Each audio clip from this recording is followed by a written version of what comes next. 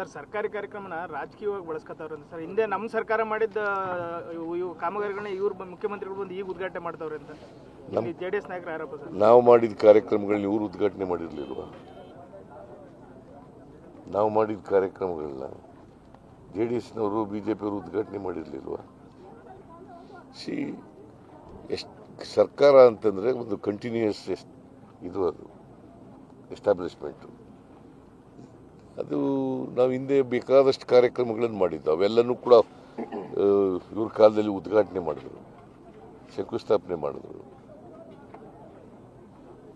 ಈಗ ನಾವು ಯಾವ ಕಾರ್ಯಕ್ರಮ ಅವ್ರು ಮಾಡಿರೋದು ನಾವು ಮಾಡ್ತಾ ಇರೋದು ಯಾವುದು?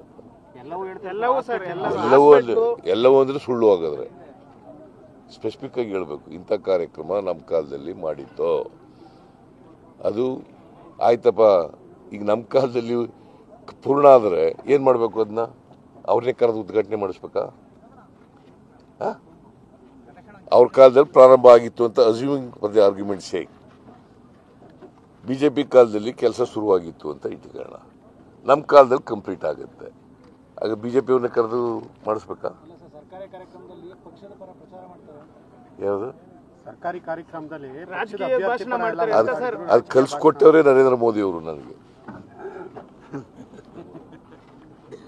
ಪಾರ್ಲಿಮೆಂಟ್ನಲ್ಲಿ ರಾಜಕೀಯ ಭಾಷಣ ಮಾಡಿದ್ರಲ್ಲ, ಅದಕ್ಕೆ ನಾನು ಮಾಡ್ತಾ ಇದ್ದೀನಿ.